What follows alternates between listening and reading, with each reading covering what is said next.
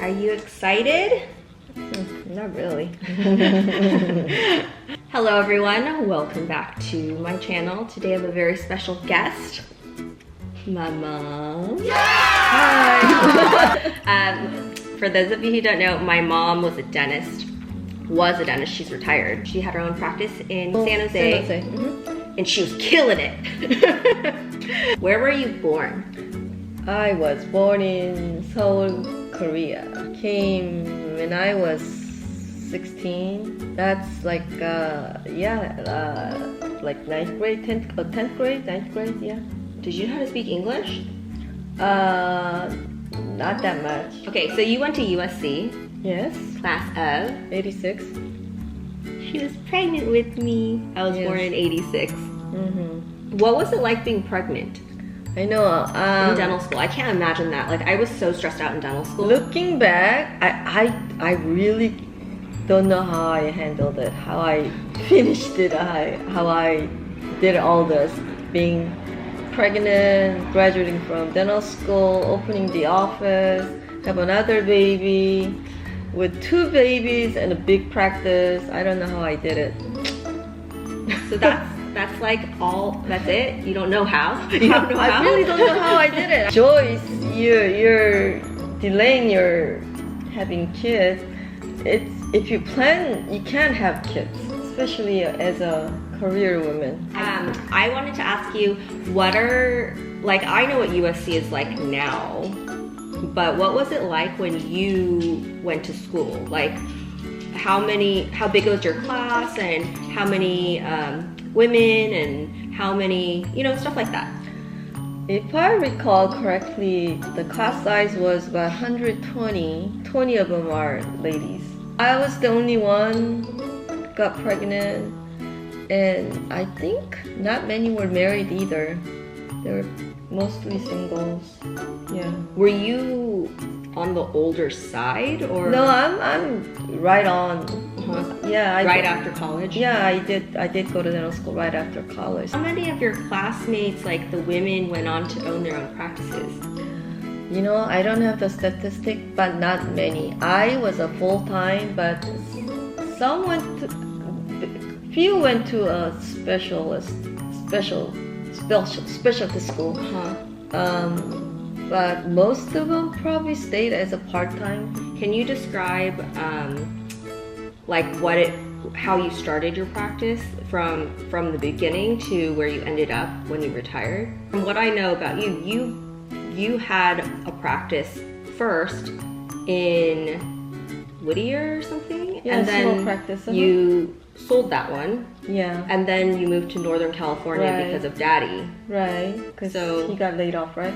They were long distance, right? For like 6 months, yeah. For 6 months, and then at a certain point, didn't you just sell your practice and move to Northern California with Daddy? Yes. And then when you move, though, you can't bring your practice with you, so you bought a new practice? I bought a very, very small practice, which had, a couple chairs.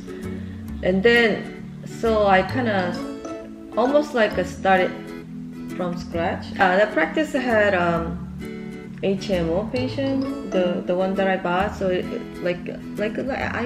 forget, but like 5,000 or something lump sum money came in regardless. So I went in, and then I dropped those, in few months, and then start advertising. And what was your main sources of advertising? I was at the right place at the right time. That small community, the Korean community in Northern California, didn't have many dentists. So I advertised through Korean newspaper and radios and TVs and... Oh my god, I remember when I was a kid and I saw my mom on the TV. Yeah, and then word of mouth, and practice grew. When did you find it was the right time to... I didn't want to renew the lease because I don't want to spend money on someone else's building. Yeah. So I bought a building and then remodeled to the dental office. Yeah. Yeah. So my mom, I guess, at a certain point had to renew the lease, and she decided Not to to. just buy another building Right. and move her practice. Which, by the way, she makes everything sound super easy, but she literally demolished that entire building and built it from scratch. It was like a two-story. That was a 2-story. It used to be the real estate office building. And probably if I were to get a permit now, because of the parking ratio, probably won't be able to. But at the time I was lucky. Just got a permit. I mean, everything took time, and it was a hardship here and there, but lucky to get the permit and make that a dental office. When you moved to the new building, how much had you grown your practice?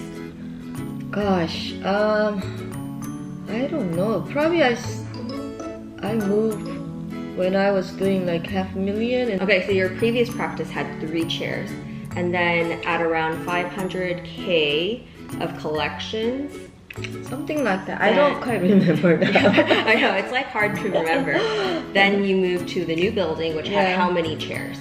6 chairs, and then 1 dental chair downstairs for handicap. So you went from 3 to essentially 7. Right. That's quite a jump. And then once you went into a bigger space, did you find that your capacity grow? Like, was it already the momentum was there and then you were limited from growing at the previous place, or was it that being in a new building helped you grow bigger? I think it's both.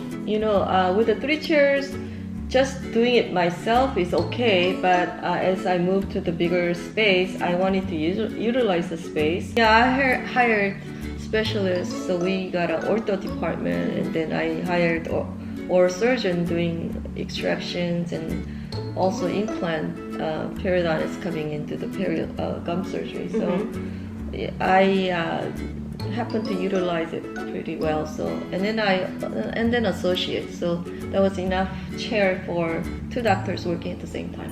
So then from the moment that you moved there, you practically like triple, quadrupled your team by having like all the specialists and having an associate, and then from there your practice grew to a point where you're comfortable retiring.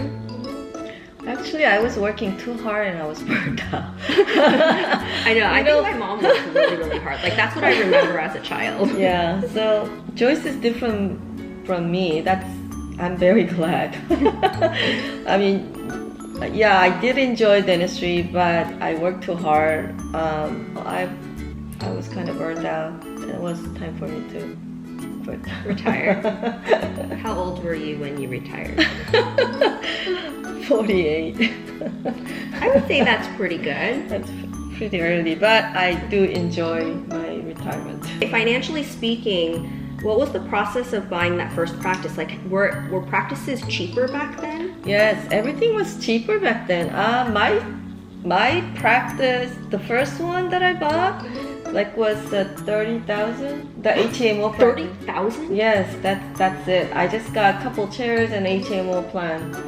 Yeah, I didn't spend any money. How expensive was dental school back then, and how did you pay off the student loans, if you took any? Yeah, I took a student loan. And it wasn't that expensive. I don't know the number. USC wasn't expensive back then. It was probably expensive relative scale, but it wasn't that much of money. And as soon as I started working, I was able to pay no problem. It's not like what our kids are going through nowadays. They are suffering from their student loan. I feel bad that I didn't pay for Joyce's tuition. Mom, like I was like one of the only kids in school that had student loans. Oh, I feel All bad. the other parents paid for their kids. The amount wasn't bad when I went to school, and compared to the money I was making after school, as I said, I was able to pay that off with no problem. Who made more money? You or Daddy? Well, we cannot say by number because my husband, he had a steady job, so that gave our family insurance, health insurance, which we didn't need at the time that much. Now we do. It's so expensive. Now you wish you had it. And then he was also doing some investments, so in the stocks, and so can't tell. But Hey, monthly income, I did make more. Okay, thank you. Do you have any regrets about choosing dentistry? No, I think I had a good career. And really, I tried to work hard for the patient, but as practice got busier, I do have a little bit of a regret that I wasn't doing my best for sometimes, like, Joyce is spending 1 hour per patient. Yeah, I was busier than Joyce, and you know how dentistry is. No matter how good you are, you have to spend time to make it perfect. And I think maybe I even though I always try to do my best, I think as I got really busier, I maybe couldn't do the best I could. So I have a little bit of regret for that. So I envy Joyce that she's running the practice as she believes, spending 1 hour per patient. My mom says my practice is a hobby. I know, because you have to make these decisions when you become a dentist. It's like I said, the dentistry is a profession where you're always trading time for money, and in order to make more, you have to see more patients, right? You're always looking at a day, and every hour you have to allocate it in a way that is productive. Yeah, right. Because you have all this staff, and you have mortgage and rent to pay, and I think for me and my mom, people always ask me, do you work at my practice, or have you worked at my practice at all? And I think no, because I think we have very different styles. Mm-hmm. And I think my mom has always been very supportive, but she's kind of hands off with my practice, because we do have very, very different styles of dentistry. Yeah, right. And Joyce is doing well, and so there's no point for me to interrupt anything, I don't think the staff would like any of the doctors, Mom. Or... So how did you get your staff to be so loyal to you? Because you had the same staff literally the whole time. That's right. They still, say hi to me even now. It's almost 10 years after my retirement. They still say hi to Thanksgiving, Christmas, and times like that. Yeah, they were my family. That's when I travel, if I go somewhere, I buy their present before my kids' present. So we spend a lot of time together, meaning that we have lunch together, we go out on a dinner a couple times a week, and celebrate birthdays and things like that. So we're really the family. Mm-hmm. Well, I think that helped me a lot because they stayed. Yeah, staff turnover is probably the hardest thing when you're a practice owner. But if you have good staff, you can focus on what you're meant to do, which is the dentistry. Right. So yeah, I was delegating a lot of the staff work to staff, mm-hmm. so I can only do dentistry. So my staff were great. Yeah. The best. Yeah. Even now I say that. Without them, I could not have done it. Personally, did you have to sacrifice anything to get where you were? I think so. My family, my kids. In what way? You cannot be perfect. I mean, time-wise also. So I'm at work. So my kids want to go to Girl Scouts and this and that, and I wasn't able to do everything. So I do feel bad that I couldn't spend a lot of time with the kids. Do you feel that we resent you for that sometimes? Yes. They show a lot of resentment, and I was never resentful. Well, I have 2 girls, right? For dentistry.